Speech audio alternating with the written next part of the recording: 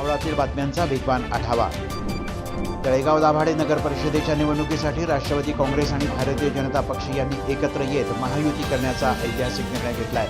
अनेक वर्षाचे राजकीय वैमनस्य बाजूला ठेवत आमदार सुनील शेळके आणि माजी राज्यमंत्री बाळा भेगडे यांनी संयुक्त पत्रकार परिषदेत हा निर्णय जाहीर केला।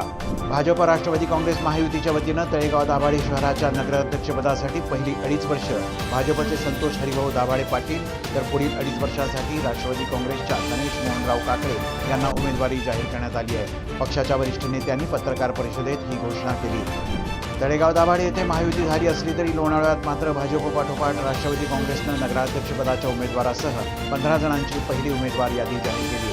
नगराध्यक्षपदासाठी उमेदवार म्हणून राष्ट्रवादी काँग्रेसनं राजेंद्र सोनावणे यांचं नाव जाहीर केलं आहे। लोणावळ्यात भाजप आणि राष्ट्रवादी काँग्रेस पाठोपाठ शिवसेनेच्या ठाकरे गटानंही 9 उमेदवारांची पहिली यादी जाहीर केली आहे। उर्वरित उमेदवारांची यादी 2 दिवसात जाहीर करण्यात येईल असं पक्षाच्या वतीनं सांगण्यात आलं।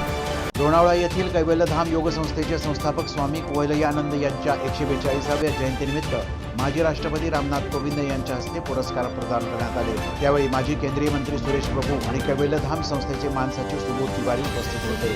भारत आणि इंग्लंड शैक्षणिक संबंध अधिक दृढ करण्याच्या उद्देशानं national Indian students and alumni union UK आणि पिंपरी चिंचवड विद्यापीठ यांच्या संयुक्त विद्यमानं अचिव्हर्स डायलॉग्स पुणे एडिशन हा विशेष कार्यक्रम आयोजित करण्यात आला होता। त्याला विद्यार्थ्यांकडून उत्स्फूर्त प्रतिसाद मिळाला। गेल्या 30 दिवसात वन्यजीव रक्षक मावळ संस्थेनं मानवी वस्तीतून सुमारे 50हून अधिक घोण सापांची सुटका केली। या सर्व सापांना सुरक्षितपणे जंगलात सोडण्यात आल्याचं वन्यजीव रक्षक मावळ संस्थेचे संस्थापक निलेश कराडे यांनी सांगितलं।